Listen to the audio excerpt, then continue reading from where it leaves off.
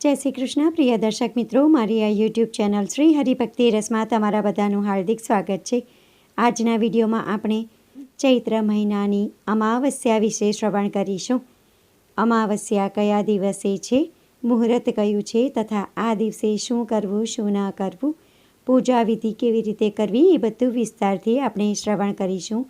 તો વિડીયો અંત સુધી શ્રવણ કરજો. અને ચેનલ પર નવા છો તો શ્રી હરિભક્તિ રસ ચેનલને સબસ્ક્રાઈબ કરી લેજો. બાજુમાં ઘંટીનું નિશાન આવે તો એના પર પણ તમે જરૂરથી ક્લિક કરજો.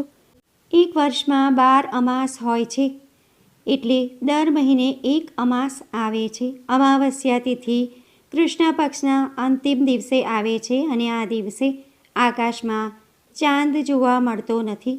ધાર્મિક માન્યતાઓ અનુસાર અમાવસ્યાના દિવસે પિતૃઓની પૂજાની સાથે ભગવાન શિવ, માતા લક્ષ્મી અને માતા કાળીની પૂજા કરવાનું વિધાન છે. આ દિવસે પિતૃલોકથી પૂર્વજો પૃથ્વી પર આવે છે. તેથી આ તિથિ પર પૂજાપાઠ અથવા પિતૃઓના નામે દાન કરવાથી જીવનમાં ક્યારેય વસ્તુની અછત રહેતી નથી અને ધન ધાન્યમાં વૃદ્ધિ થાય છે.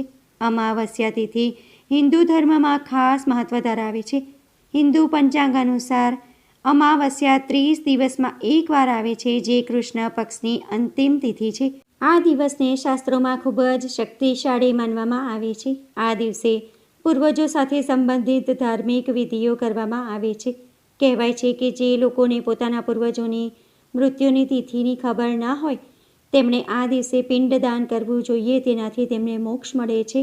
અંતે વૈકુંઠ ધામની પ્રાપ્તિ થાય છે. પૂર્વજોની આત્માઓની શાંતિ ઉપાસના માટે અમાવસ્યા તિથિ ખૂબ જ મહત્વપૂર્ણ છે.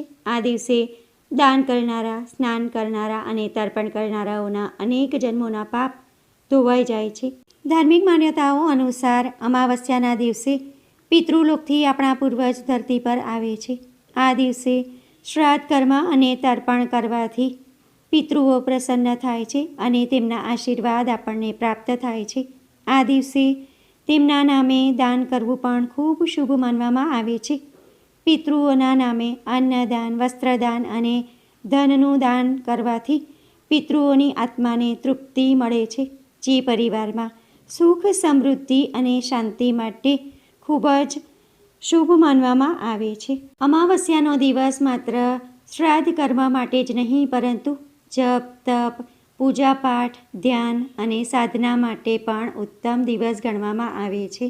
આ દિવસે પવિત્ર નદીઓમાં સ્નાન કરી અને ભગવાન શ્રી વિષ્ણુ અને ભગવાન શિવની પૂજા કરવી પણ ખૂબ ફળદાયક માનવામાં આવે છે.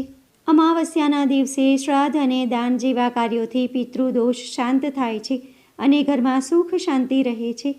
તેથી આ દિવસે શ્રદ્ધા અને ભક્તિ સાથે પૂજાપાઠ કરવા જોઈએ. પિતૃઓની આરાધના કરવી જોઈએ, પિતૃઓની પૂજા કરવી જોઈએ અને તેમના આશીર્વાદ પ્રાપ્ત કરવા જોઈએ.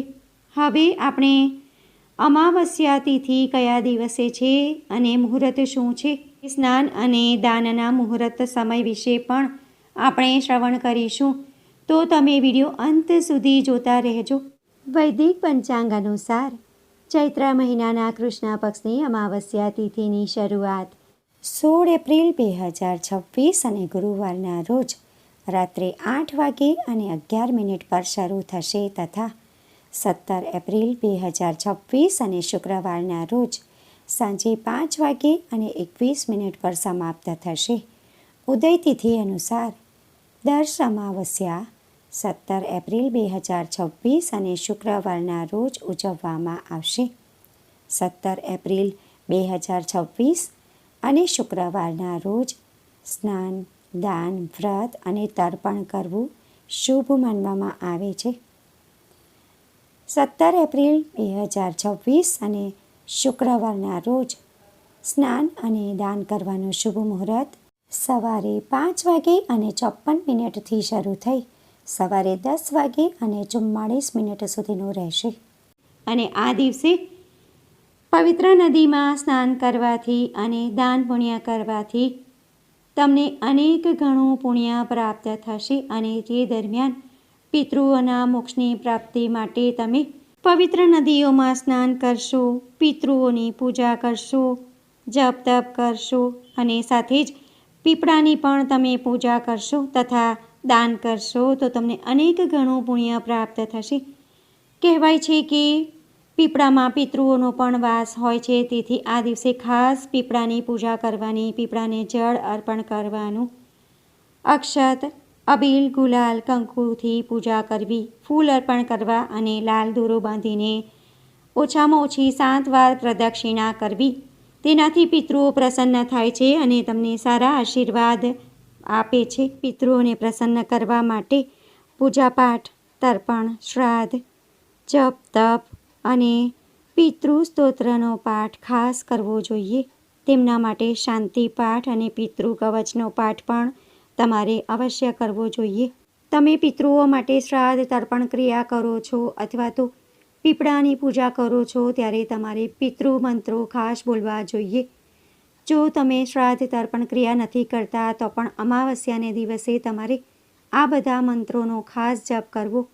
હું થોડા મંત્રો આપું છું, તેમાંથી તમે કોઈ પણ એક મંત્રનો જપ કરી શકો છો.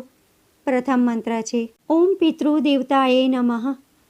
બીજો મંત્ર છે ઓમ તત્પુરુષાય વિદ્મહે મહાદેવાય ચ ધીમહિ તન્નો રુદ્ર પ્રચોદયાત. ત્રીજો મંત્ર છે ઓમ પિતૃગણાય વિદ્મહે જગદ્ધારિણી ધીમહિ તન્નો પિતૃ પ્રચોદયાત. પિતૃદોષમાંથી મુક્તિ મેળવવા માટે તમે આ મંત્રનો જપ કરી શકો છો. પ્રથમ મંત્ર છે ઓમ શ્રી સર્વ પિતૃ દેવતાભ્યો નમો નમઃ. દ્વિતીય મંત્ર છે ઓમ પ્રથમ પિતૃનારાયણાય નમઃ. તૃતીય મંત્ર છે ઓમ નમો ભગવતે વાસુદેવાય. આ 3 મંત્રમાંથી તમે કોઈ પણ એક મંત્રનો જપ કરી શકો છો. તો ભક્તો, વિડીયો તમને ઉપયોગી લાગ્યો હોય, પસંદ પડ્યો હોય તો વિડીયોને લાઇક કરી બીજા બધા લોકો સુધી વિડીયોનો પ્રચાર કરજો, જેથી બીજા લોકો પણ શ્રવણ કરી શકે અને જાણી શકે. કોમેન્ટમાં જય પિતૃદેવ જરૂરથી લખજો. ફરી મળીશું એક નવા વિડીયો સાથે. ત્યાં સુધી બધા ભક્તોને મારા જય શ્રી કૃષ્ણ. જય પિતૃદેવ. વિડીયો જોવા માટે ધન્યવાદ.